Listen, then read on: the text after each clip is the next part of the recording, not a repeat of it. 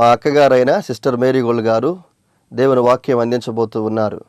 వీరు 3 సంవత్సరాల ఉపవాసం ఉండి ప్రార్థన చేయడం ద్వారా పరిశుద్ధాత్మతో నింపబడిన వారై ఆత్మ సంబంధమైన వరములు కలిగి ప్రభువుతో మాట్లాడుతూ దర్శనాల ద్వారా కళల ద్వారా ప్రభు సన్నిధిలో గడుపుతూ అనేక మందిని ఆత్మీయంగా సిద్ధపరుస్తూ బలపరుస్తూ ఉన్నారు. వీరు ప్రార్థన చేసి దర్శనాలను కలభావాలను తెలుసుకొని అనేక మందికి తెలియచెప్పి అనేక మంది పట్ల దేవుని యొక్క చిత్తం ఏ విధంగా ఉందో ప్రార్థన ద్వారా వారు తెలుసుకొని అనేక మందితో పంచుకుంటూ అనేక మందిని బలపరుస్తూ దేవుని సన్నిధిలో బహుబలంగా వాడబడుతున్న దైవజనులు. వీరి వాక్యాన్ని ఇప్పుడు విందాం. దేవుని సన్నిధిలో ఆయన ఇచ్చేదేమో నీకు శ్రేష్టమైంది కావాలి, నువ్వు ఆయనకి ఇచ్చేదేమో చవిసారం లేనిది చేస్తావు ప్రార్థన, కానీ దానివల్ల నీకు దేవునికి సంతోషం లేదు, నీకు ఆశీర్వాదం లేదు. అందుకని మనం ఈ విషయాలన్నీ ఆలోచించేయాలి. మన భక్తి ఎందుకు? అసలు మనకు భక్తి దేనికి? ఎందుకు మనకు భక్తి ఎందుకు అనుకుంటున్నాం? మనము ప్రతి ఆదివారం వచ్చి చర్చిలో కూర్చొని వెళ్ళడానికా, పాటలు పాడడానికా, తలలు పైకెత్తి నోరు తెరిచి ప్రార్థన చేయడానికా? దానికేనా భక్తి? దేనికి?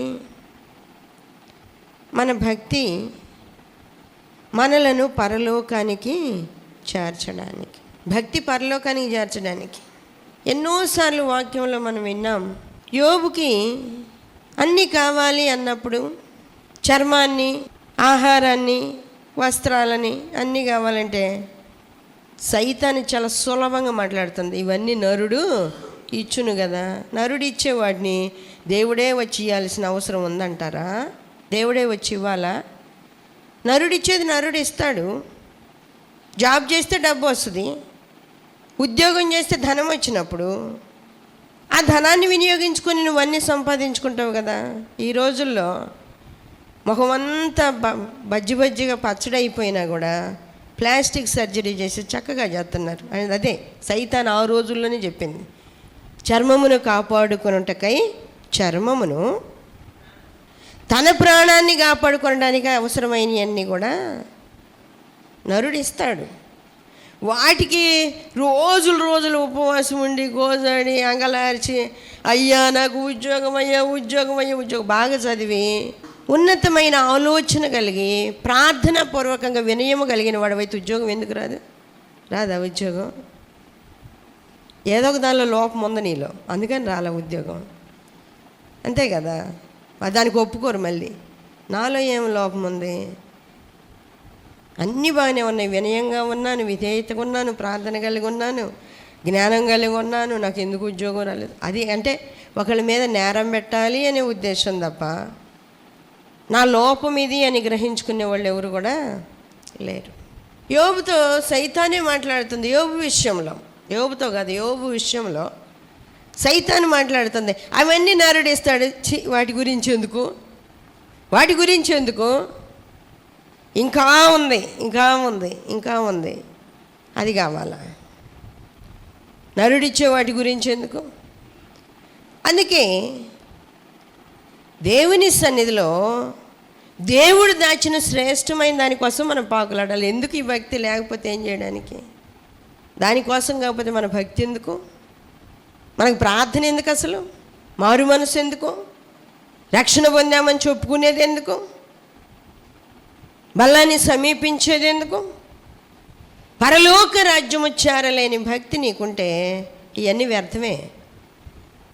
నీ భక్తి పరలోకానికి చేర్చాలి. నీ భక్తి నిన్ను పరలోకానికి చేర్చాలి. వాక్య భాగాల్లో మనం చూస్తాం.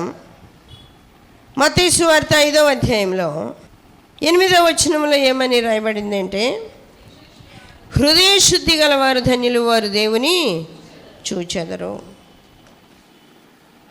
నేను ఎన్నోసార్లు వాక్యంలో చెప్తున్నా, హృదయ శుద్ధి గలవారు ధన్యులు, వారు దేవుని చూచెదరు అనే మాట నేను పట్టుకొని నేను ప్రార్థన చేశాను. ప్రభువా, హృదయ శుద్ధి నాకుందా?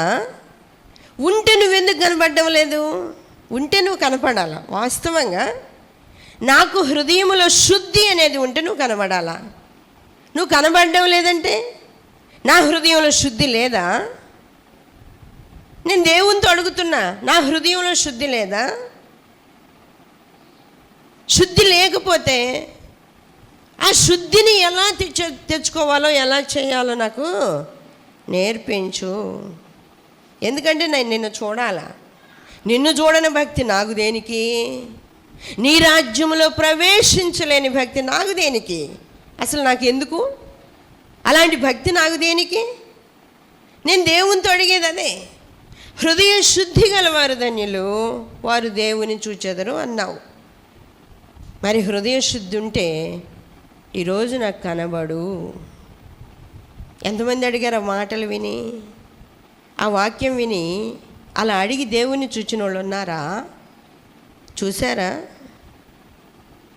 ఆ మాట విన్న తర్వాత మీకు ఆలోచన వచ్చిందా? ట్రై చేశారా? అడిగారా? వినడం మాత్రమేనా? వినుట మట్టుకు విందురు కానీ గ్రహించరు. గ్రహిస్తే డెవలప్ చేసుకోవాలి, అభివృద్ధి చేసుకోవాలి, దేవుణ్ణి చూచే అనుభవంలోనికి రావాలి. నేను చెప్పాను చాలా విషయాలు. నేను దేవునితో ఎలా సహవాసం కలిగి ఉన్నానో, దేవుడు నాకు ఎలాంటి విషయాలు చెప్పేవారో, ఆయన దగ్గర నేనేం నేర్చుకున్నానో చాలా చెప్తూ వస్తున్నాను. హృదయ శుద్ధి గల వారి ధన్యులు, వారు దేవుని చూచెదరు అన్నప్పుడు నాలో శుద్ధి ఉంటే ఈరోజు ఖచ్చితంగా నువ్వు నాకు కనబడాలి అని అడిగా. చిన్నప్పటి నుంచి ప్రభు కనబడుతూ ఉంటారు. ఆకాశం వైపు చూసినా కనబడతారు. ఎందుకంటే నాకు చిన్నప్పటి నుంచి అది ఒక పిచ్చి అనమాట. దేవుణ్ణి చూడాలా, దేవునితో మాట్లాడాలా, దేవుని దగ్గరికి వెళ్ళిపోవాలి. 3 అంశాలు చిన్నప్పటి నుంచి ఉండేవి మైండ్లో. నాకు జ్ఞానం తెలిసిన దగ్గర నుండి ఉండేది అవి 3. దేవుణ్ణి చూడాలి, దేవునితో మాట్లాడాలి, దేవుని దగ్గరికి వెళ్ళిపోవాలి. 3 విషయాలు. ఆకాశం వైపు చూసినా కనబడుతుండేవాడు. ఇంట్లో పడుకొని ఇట్లా పైకి చూసినా కనబడుతుండేవాడు. ఆయన ఫేస్ కనబడుతూ ఉంటుంది. నేను ఏడుస్తూ పడుకునేదాన్ని చాలాసార్లు. ఏంటి ప్రభు, అసలు ఈ లోకంలో ఎందుకు పుట్టించావు? అసలు ఏంది నా జీవితం ఏంటి? నేనేంటి? అసలు నేను ఎందుకు ఇక్కడ ఉన్నాను? అసలు నా ఈ విధానం ఏంటి? నాకు అసలు అర్థం కాక ఏడ్చేదాన్ని దేవుని దగ్గర. అసలు ఏంటి? తినడానికి, వండుకోవడానికి, తినడానికి, బట్టలు ఉతుక్కోవడానికి, స్నానం చేయడానికి, పనులు చేసుకోవడానికి పుట్టింది. అసలు ఎందుకు పుట్టాను నేను? ఈ లోకంలో పుట్టాల్సిన అవసరం ఏంటి? ఎందుకు పుట్టించావు? అసలు ఏంటి అని చాలాసార్లు ఏడుస్తూ ఉంటే ఆయన కళ్ళ నుంచి కూడా నీళ్లు గారుతున్నట్టు కనబడేది. తర్వాత అనుకుంటా ఇదంతా ఊహలే, నేను ఆలోచిస్తున్నాను కదా, ఊహ, అదంతా నా ఊహ, నేను ఆలోచిస్తున్నాను కాబట్టి అలా కనబడినట్టుగా అనిపిస్తుందిలే అనుకున్నాను. ప్రభు ఆ రోజు కనబడి, హృదయ శుద్ధి గలవారు ధన్యులు, వారు దేవుని చూచెదరు అన్నావు కదా. నాకు కనబడవంటే ప్రభు అన్న మాట ఏంది? చిన్నప్పటి నుంచి కనబడుతుంది నేనే, ఊహ కాదది. చిన్నప్పటి నుంచి నీకు కనబడుతుంది నేనే, అది ఊహ ఏమాత్రం కాదు. ప్రభు సన్నిధిలో హృదయ శుద్ధి కలిగి ఉండి దేవుణ్ణి చూచే అనుభవము ముందు మనము సంపాదించాలి. దేవుణ్ణి చూచే అనుభవం ప్రయాసపడండి. ఎందుకంటే ఇప్పుడు చేసే ఈ భక్తి ద్వారా దేవుని రాజ్యం చేరడం చాలా కష్టం. ఇప్పుడు చేసే ఈ భక్తి దేవుని రాజ్యానికి చేర్చదు. పరిపూర్ణంగా ప్రభువుని చూడగలిగే అనుభవము కావాలి, ఆయనతో మాట్లాడగలిగే అనుభవము కావాలి. అలాంటిది లేనట్లయితే ఆయన రాజ్యంలో చూడడం, చేరడం అనేది సాధ్యం కాదు. హృదయ శుద్ధి కలిగి ఉంటే ఆయన్ని చూస్తాం. హృదయ శుద్ధి లేకపోతే ఆయన్ని చూడడం సాధ్యం కాదు. ఆయన్ని చూడకుండా, ఆయన రాజ్యంలో ప్రవేశించకుండా ఎవరి కోసం ఈ భక్తి? ఎవరి కోసం చేస్తున్నట్టు? మన తృప్తి కోసమా? మన తృప్తి కోసమా? అబ్బా నేను చాలా భక్తిపరుణ్ణి, నేను చాలా భక్తిపరురాలని చెప్పుకొని తృప్తి చెందడానికా? లేదు. దేవుని సన్నిధిలో దేవుణ్ణి చూడాలి. యేసయ్య ఈ లోకంలోనికి వచ్చినప్పుడు చెప్పినవి అయ్యే. ఏమని మాట్లాడాడు నికోదేముతోటి? యోహాను సువార్త 3వ అధ్యాయంలో 2వ వచనం ముందు చూద్దాం. అతడు రాత్రి యందు ఆయన యొద్దకు వచ్చి, బోధకుడా, నీవు దేవుని యొద్ద నుండి వచ్చిన బోధకుడు అని మేము ఎరుగుదుము.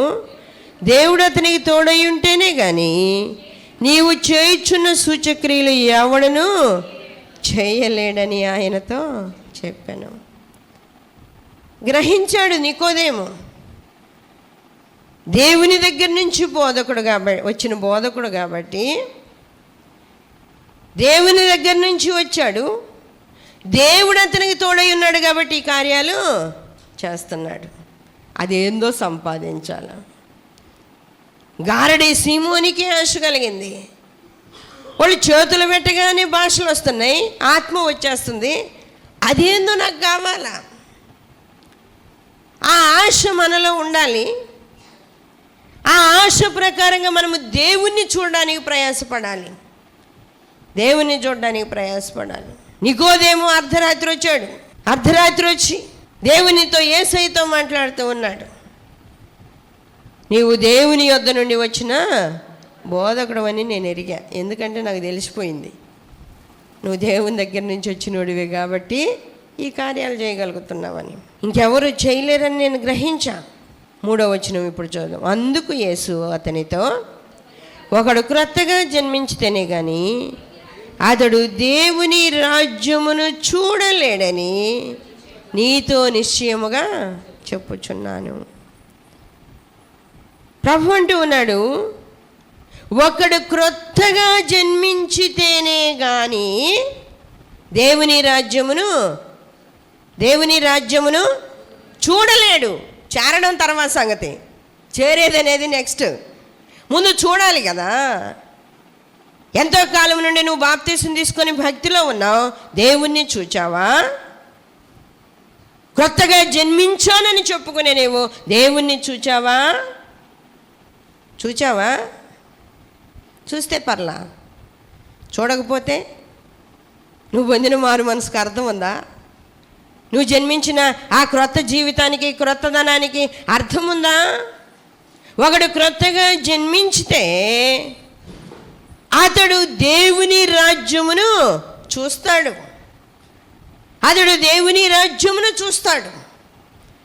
నికోదేముకి అర్థమైంది, నేను క్రొత్తగా జన్మించలేదే, నేను ఎట్ట చూడగలను? క్రొత్తగా జన్మించడం అంటే ఇప్పుడు ఎట్ట చేయాలి? నా తల్లి కడుపులోకి పోయి ఆమె కడుపులో నుండి బయటకు వస్తే పుట్టినట్టు కదా. ఆమె కడుపులోనికి వెళ్ళి ఆమె కడుపులో నుండి బయటకు వచ్చానంటే క్రొత్తగా పుట్టినట్టే. కానీ ఆమె ఇప్పుడు ముసలిదైపోయిందే, ఆమె ఇప్పుడు లేదే, నా తల్లి లేదే, చనిపోయిందే. ఇప్పుడు ఆమెను ఎక్కడ తెచ్చుకోవాలి? మళ్ళా నేను కొత్తగా పుట్టడానికి మళ్ళీ ఆమెను ఎక్కడ తెచ్చుకోవాలి? నా తల్లిని ఎక్కడ తెచ్చుకోవాలి? ఇన్ని ప్రశ్నలు బయలుదేరి నికోదేముతోటి. పాపం హృదయంలోనే ఉంచుకోక నికోదేము అడుగుతున్నాడు, ముసలివాడైన మనుషుడు ఎలాగూ జన్మింపగలడు? రెండవ మారు తల్లి గర్భమందు ప్రవేశించి జన్మింపగలడా అని ఆయన అడగగా యేసు ఇట్లా, నేను ఒకడు నీటి మూలముగాను ఆత్మ మూలముగాను జన్మించితేనే కానీ దేవుని రాజ్యములో ప్రవేశింపలేడని. చూడడం ఒక ఎత్తు అయితే ప్రవేశించడము ఇంకోటి. చూడడం ఒక అనుభవము, చూస్తే ఏం జరుగుతుంది? ఆశ కలిగిద్ది. పరలోకాన్ని చూసిన యెషయాకి ఏమనిపిస్తుంది? ఆ పరలోక రాజ్యంలోకి పోవాలనిపిస్తుంది. 3వ ఆకాశంలో ప్రభు యొక్క సింహాసనాన్ని, ప్రభు యొక్క మాటలను ఆత్మ ద్వారా, దర్శనము ద్వారా, ఆ ప్రార్థనలో చూచిన పౌలు గారికి ఏమనిపిస్తుంది? నేను అక్కడికి వెళ్ళాలి. అందుకే ఆయన పట్టుబట్టాడు. ఏమని? బ్రతుకుట క్రీస్తే, చావైతే లాభం. అసలు వెళ్ళిపోయి దేవునితో ఉండాలని ఆశ నాకుంది. కానీ ఏం చేస్తాం? మీ గుండా ఏడు ఉండాల్సి వస్తుంది. పౌలు గారి బాధ అది. ఏం చేసేది? నేను మీ గుండా ఇక్కడ ఉండాల్సి వస్తుంది. కానీ లేకపోతే నేను వెడలిపోయి ప్రభువుతో ఉండాలని ఆశ నాకు ఉంది. చూచిన పౌలు గారికి ఆశ కలుగుతుంది, చూచిన దావీదుకి ఆశ కలుగుతూ ఉంది, చూచిన భక్తులకి ఆశ కలుగుతోంది దేవుని దగ్గరికి వెళ్ళాలని.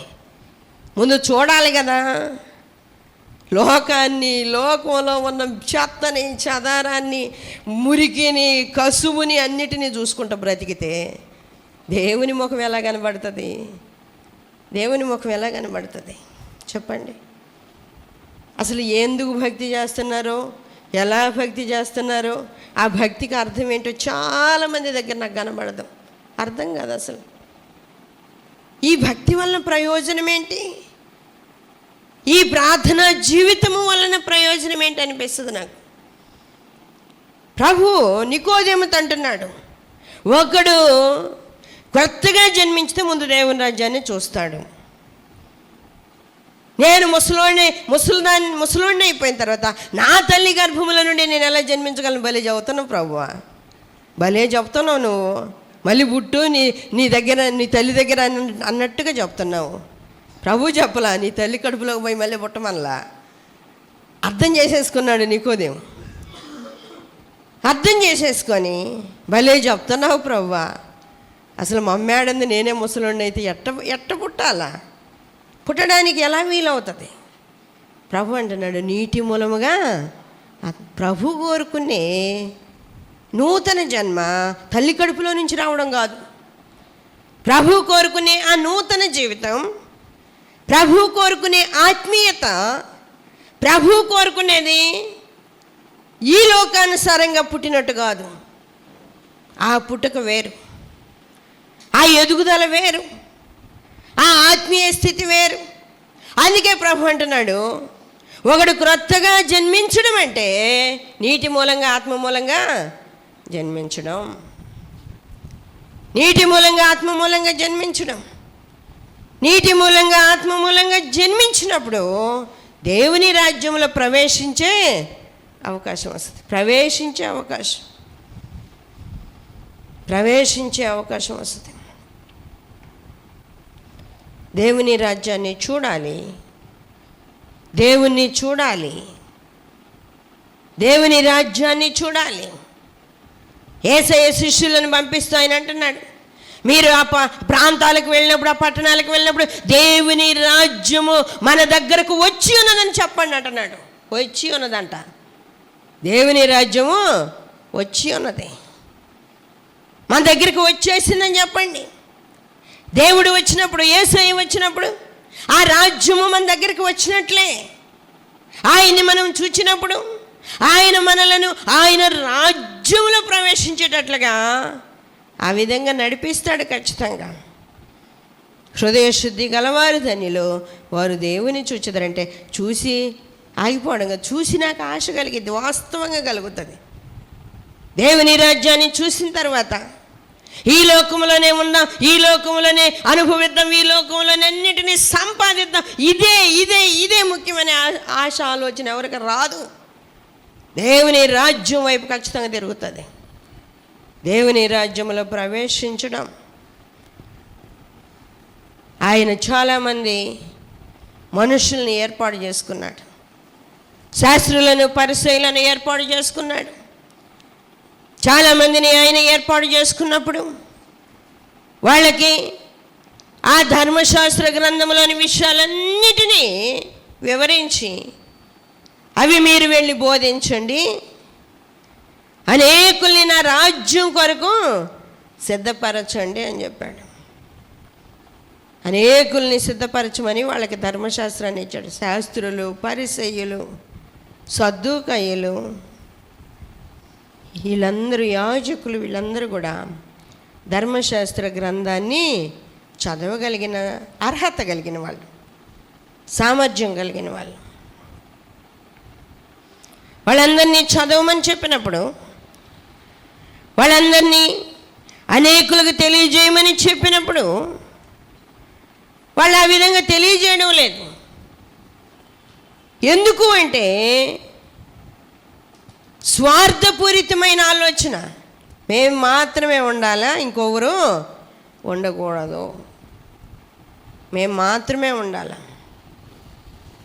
దేవుడంట ఒక్కొక్క వంశం దగ్గరికి వచ్చాడంట, ఒక్కొక్క దేశం దగ్గరికి, ఒక్కొక్క వంశం దగ్గరికి, మనుషుల దగ్గరికి వచ్చి, ఇదిగో నేను మీ దేవుడుగా ఉంటాను, మీరు నా ప్రజలుగా ఉంటారా?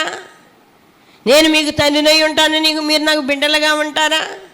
నా నియమ నిబంధనలు ఇవి, మీరు ఆచరించవలసిన పద్ధతులు ఇవి, మీరు అనుసరించవలసిన విధానం ఇది, ఇదిగో ఇలా ఉంటారా అని అడిగినప్పుడు వాళ్ళు చాలామంది అన్నారట, మేము రాలేమయ్యా, మా పాపాలు విడిచిపెట్టి, మా పద్ధతులు విడిచిపెట్టి, మా ఆలోచన విడిచిపెట్టి మేము రాలేము. నువ్వు మాకు దేవుడుగా వద్దు, మేము నీ ప్రజలుగా కూడా అక్కర్లేదన్నారంట.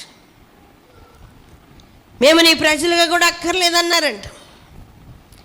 ఇంకొక తెగ దగ్గరికి వచ్చి వాళ్ళని అడిగాడంటే, ప్రభు ఇదిగో మీరు అన్నిటిలో బాగున్నారు కదా, పర్లేదు, నాకు దగ్గరగా వస్తున్నట్టుగా కనబడుతున్నారు కదా, మీరు ఇలా నా కొరకు జీవించి నా బిడ్డలుగా ఉంటారా, నేను మీకు దేవుడుగా తండ్రిగా ఉంటానన్నాడట. అంటే ఆయన చెప్పాడంట, అడిగారంట వీళ్ళు ఏమేం చెయ్యాలంటే, మీరు అన్నిట్లో బాగానే ఉన్నారు కాబట్టి సర్వలోకానికి వెళ్ళి సర్వ సృష్టికి సువార్త ప్రకటించండి అన్నాడంట. వాళ్ళు అన్నారంట, మా గొప్పతనాన్ని వదిలేసి, మా ప్రత్యేకతను వదిలేసి అందరికీ చెప్పి అందరినీ తీసుకొచ్చి మాలో కలుపుకుంటే మాకు స్పెషల్ ఏముంది? అందరినీ తీసుకొచ్చి మాలో కలిపేసుకుంటే మా ప్రత్యేకత ఏముంది ఇంకా? కాబట్టి ఇది మాత్రం మేము చేయలేము అన్నారంట. ఇది మాత్రం చేయలేమన్నట్టు. అట్టోళ్ళే ఇక్కడ వాక్యంలో మనం చదవబోతున్నాం. పరిసయ్యులు వాక్య భాగంలో మనం చూస్తూ ఉంటే మత్తయి సువార్త 23వ అధ్యాయము 13-14 వచనాలు చదువుకుందాం.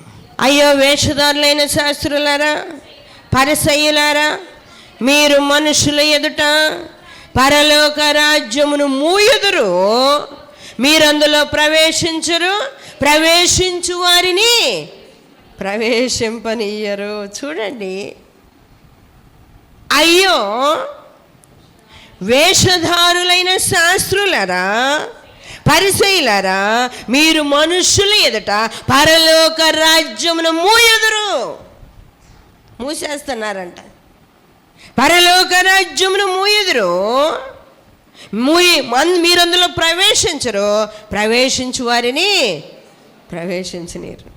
చూడండి, నువ్వు దేవుణ్ణి చూడగలిగితే ఆ అనుభవంలోనికి రావాలని అందరినీ కోరుకుంటావు.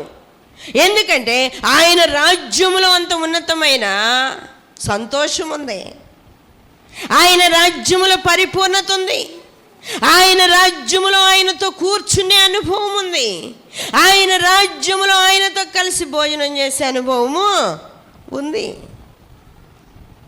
పొందుకున్న తర్వాత ఆ ప్రేమతో చెప్పకుండా మనము ఉండలేము, ప్రేమతో చెప్పకుండా ఉండలేం. ఆ విధంగా సిద్ధపరచడానికి ప్రయాసపడుతూనే ఉంటాం. ఈ శాస్త్రులు పరిసయ్యులు వీళ్ళు మనుషుల ఎదుట పరలోక రాజ్యాన్ని మూసేశారంట. ఇంకో చోట వాక్యంలో ఏముంటుందంటే, జ్ఞానమును తాళపు చెవిని మీరు కలిగి ఉన్నారు, మీరందులో ప్రవేశించరు, ప్రవేశించు వారిని ప్రవేశించనీరు. జ్ఞానమును తాళపు చెవి కలిగి ఉన్నారు. పరలోక రాజ్యాన్ని మూసేసే వాళ్ళకంటే ఆ విషయాలు బోధించలేని వారుగా ఉన్నారు. ఎక్కడొచ్చి చేరతారో, ఎక్కడ నాకంటే గొప్పోళ్ళు అయిపోతారో చాలామంది భయం అదే. ఒక విశ్వాసి మందిరానికి వస్తే ఇంకొంతమందిని తీసుకొచ్చి చెప్పి మాట్లాడించి ప్రార్థన చేయించడానికి ఇష్టం లేదు. ఎందుకంటే అంతవరకు ఉంటే పర్లా, వాళ్ళు ఫోన్ నెంబర్లు తీసుకొని మళ్ళీ వేరుగా ఫోన్ చేసి మాట్లాడి నాకంటే గొప్పోళ్ళు అయిపోతే అప్పుడు నా పరిస్థితి ఏంటి? స్వార్థపూరితమైన ఆలోచన కాదా? నాకంటే గొప్పవారైపోతే వాళ్ళతో ఫోన్లో ఎక్కువగా కనెక్ట్ అయిపోయి వాళ్ళింటికి వస్తూ పోతూ ఉంటే నేనేంటి? ఎంత భయంకరమైన స్వార్థం అది. అట్లాంటి వాళ్ళకి అందరికీ దేవుని రాజ్యంలో ప్రవేశము పరిపూర్ణంగా ఉంటుందా? పరిపూర్ణంగా ఉంటుందా? ప్రభు అంటున్నాడు, మూసేస్తుంటే మీరు పరలోక రాజ్యాన్ని మూసేసి వాళ్ళని రానియకుండా అడ్డం నిలబడితే ఎట్ట తోసుకొని రావాలి? అడ్డం నిలబడి అడ్డుబండల్లాగా ఉంటే ఎట్లా? దేవుని సన్నిధిలో ఆలోచించాలి, ప్రార్థన చేద్దాం. దయగలిగిన దేవా, సర్వాధికారి అయిన తండ్రి, మీకే వందనాలు, స్తోత్రాలు ప్రభా. ఎంత లోతైన విషయాలు మాతో మీరు మాట్లాడిన దేవుడు అయ్యా. నీవు మాకు తోడై ఉంటేనే ఏదైనా మేము చేయగలము. నీవు మాకు తోడై ఉండకపోతే ఏం చేయలేం ప్రభా. ఇదిగోనైనా మీరు ప్రేమతో మాకు ఇచ్చిన ఈ భాగ్యాలను బట్టి వందనాలు. మిమ్మల్ని చూడడానికి అవకాశం ఇచ్చారు. మీరు అన్నారు, హృదయ శుద్ధి గలవారు ధన్యులు, వారు దేవుని చూచెదరు అన్నారు. అవును ప్రభా, మిమ్మల్ని చూచిన తర్వాత మీ దగ్గరికి ఎలా రావాలని ఆశపడిన వాళ్ళకి నాయనా మీరు ఇంకో కొన్ని చెప్పారు. మీకు స్తోత్రాలు. ఆత్మ విషయమై దీనులైన వారు ధన్యులు, పరలోక రాజ్యం వారిదని చెప్పారు. నీతి నిమిత్తం హింసించబడి వారు ధన్యులు, పరలోక రాజ్యం వారిదని చెప్పారు. అవును ప్రభా, అలాంటి గొప్ప భాగ్యాన్ని సంపాదించినట్లు కృప దయచేయండి. మీ బిడ్డలందరినీ ఆశీర్వదించండి, ఆత్మతో నింపండి. సాతాను తంత్రాలపై జయమివ్వండి. పరలోక రాజ్యానికి దూరంగా లేకపోవడం కాదు, దానిలో ఉండాలి ప్రభా. అటు కృప దయచేయండి. ప్రతి బిడ్డకు గొప్పతనాన్ని దయచేయండి నాయన. ఇదిగొన్న తండ్రి, ఒక్కొక్క అనుభవము బిడ్డలకు దయచేయండి. ఒక్కొక్క మెట్టు ఎక్కడానికి కృప దయచేయండి. ఈ వాక్యమునకు ముద్ర వేయండి ప్రభా. ఈ వాక్యము మీ బిడ్డలలోనైనా క్రియ చేయనట్లుగా, ముందు మిమ్మల్ని చూచినట్లుగా, మీ రాజ్యానికి అర్హతను సంపాదించినట్లుగా, మీ రాజ్యములో ప్రభా అధిక బలాన్ని సంపాదించేటట్లుగా ఇక్కడ ఉన్నప్పుడే ఇవి సాధ్యం అని చెప్పారు. అవును ప్రభా, ఇక్కడ ఉన్నప్పుడే వీటిని సంపాదించి పెట్టుకోవడానికి కృప దయచేయండి. మీ బిడ్డల పక్షంగా మీరుండండి. సాతాను తంత్రాలపై జయమివ్వండి. ఆత్మతో నింపండి, ఆత్మతో సత్యముతో మిమ్మల్ని ఆరాధించడం కృపనివ్వండి. బిడ్డల పక్షంగా మీరుండండి తండ్రి. మీకు స్తోత్రాలు ప్రభా. ఇదిగోనైనా అనారోగ్యంతో ఉన్న బిడ్డలను ముట్టండి, స్వస్థత నెమ్మది దయచేయండి.